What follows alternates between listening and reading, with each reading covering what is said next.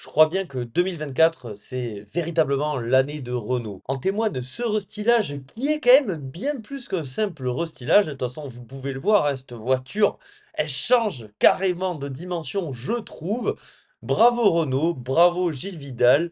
Bon, on va quand même en parler 2 secondes de ce Renault Captur restylé. Alors pour mettre un petit peu de contexte dans tout ça, le Captur, hein, celui-ci, le Captur de deuxième génération, est arrivé fin 2019 et bon, c'était une très bonne voiture, bien vendue, hein. D'ailleurs, depuis l'arrivée de cette catégorie de mini SUV, c'était l'un des leaders en France aux côtés du Peugeot 2008. D'ailleurs, en 2023, et c'est aussi peut-être pour ça qu'ils ont fait un restylage assez radical, et bien le 2008 en Europe, il s'est mieux vendu à plus de 13 000 exemplaires de plus. Et donc, ben, Renault, un petit peu dans la mouvance de ce qu'ils font actuellement, ils ont mis les petits plats dans les grands. 4 ans après, on passe de ça avec une gueule assez arrondie, hein, très Clio 4 dans l'âme, hein. Il faut dire que la Clio 4, c'est vraiment le Renault des années 2010, hein.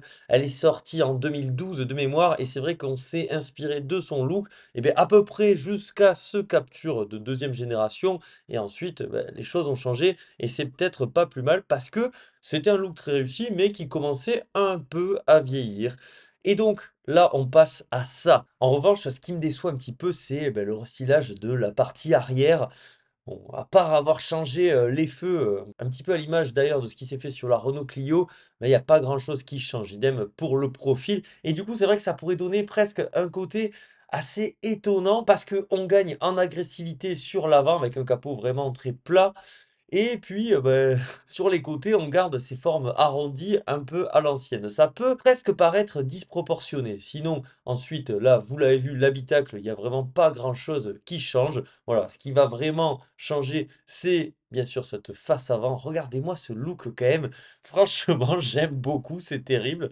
Elle a vraiment de la gueule, cette auto. Mais voilà, vous voyez là, le côté plus en galbe de l'arrière, j'ai un peu plus de mal. Là, ici, on a droit à la finition Esprit Alpine. Il y a d'ailleurs 3 niveaux de finition, évolution, techno et Esprit Alpine. Bon, les Esprits Alpines, c'est vrai que c'est un peu du cosmétique, c'est du marketing, mais je trouve que ça marche hyper bien. L'habitacle, la tablette grandit, on passe à 10,4 pouces contre 9,3 pouces avant, et puis surtout, on reçoit Google, comme dans la Mégane E-Tech, dans l'Austral, dans le Scénic, et ça va nous permettre d'avoir quelque chose de très réactif. Les sièges aussi, ils changent, notamment en version Esprit Alpine, et puis ensuite, on a droit à cette couleur très sympathique, des grosses jantes, là ici, je crois que c'est du 19 pouces tout de même. On gagne encore des aides à la conduite, malheureusement, j'ai envie de vous dire, c'est assez terrible, hein.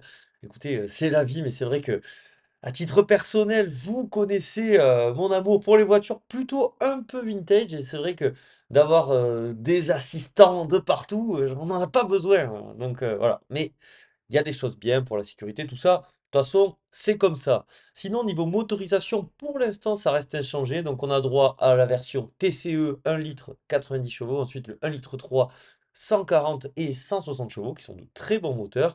Bien sûr, le 1 litre TCE GPL 100 chevaux. Et puis aussi la version hybride, dont on a des retours assez mitigés. Je vous en avais parlé lors de l'essai du Renault Austral. Donc, peut-être à méditer lors d'un potentiel achat. Moi, je vous orienterai plutôt sur la GPL ou alors carrément en 140 ou 160 chevaux essence parce que les moteurs sont solides. Et en plus, je trouve ça quand même assez drôle d'avoir une version 160 chevaux sur ce petit SUV là. Renault d'ailleurs, si vous regardez la vidéo, n'hésitez pas à m'en proposer un à l'essai. Je pense que ça pourrait être assez marrant. Si l'une de ces motorisations vous intéresse, pensez à le prendre bientôt parce que ben, elles vont disparaître au profit d'un nouveau 1,2 litre TCE. Alors 1,2 litre TCE, ça porte pas forcément chance à Renault et même de manière générale, le 1,2 litre, que ce soit pour Renault, pour Peugeot, Citroën, ça n'a pas porté chance ces dernières années en espérant en tout cas que le moteur se montre à la hauteur et il sera aussi décliné en version GPL. En tout cas, moi, ce que je pourrais vous dire, c'est de vous orienter peut-être sur les versions qui existent déjà.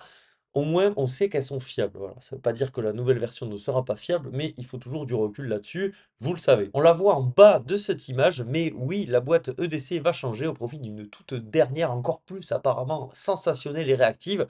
Affaire à suivre, bien sûr, il faudra tester tout ça. Il reste à parler des prix, et là, pour le coup, on n'a pas encore l'information, mais ça va arriver assez vite, donc ça c'est plutôt cool, dès le 9 avril, donc la semaine prochaine, je pense que je vous referai un petit épisode avec peut-être plus d'actualité, mais je vous parlerai des tarifs de ce nouveau Renault Captur en espérant qu'il reste inchangé. Ça serait vraiment cool quand même parce que bon, un Capture de base, c'est au moins 25 000 € et ça va jusqu'à 33 000 € tout de même. Je trouve que c'est déjà assez conséquent, mais c'est vrai que s'ils gardaient les mêmes prix, voire en améliorant un petit peu la dotation, eh bien, ça le rendrait encore plus attractif, ce petit Capture, et ça lui permettrait de concurrencer aisément le Peugeot 2008. Il faut se dire que le Renault Capture chez Renault, ça représente un marché non négligeable parce que depuis 2013, il s'est vendu à plus de 2,2 millions d'exemplaires, bon, avec la première génération confondue, mais ça reste assez balèze tout de même. En tout cas, je trouve que ce restylage est pertinent. Le seul souci, c'est que du coup, la face avant, elle est au-dessus du reste du véhicule. Je pense qu'ils auraient pu mettre un petit peu plus d'amour aussi sur la partie arrière. Mais écoutez, un restylage, normalement, c'est censé être par petites touches. Là, déjà, ils y sont pas allés de main morte. Et je trouve ça cool aussi qu'ils se reposent pas sur leur laurier et qu'ils essayent vraiment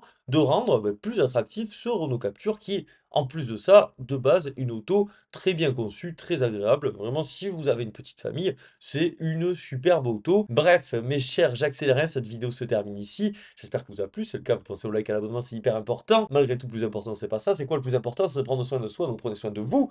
C'était Jacques pour J'accélère. Je vous dis à la prochaine. Allez, bisous. Ciao.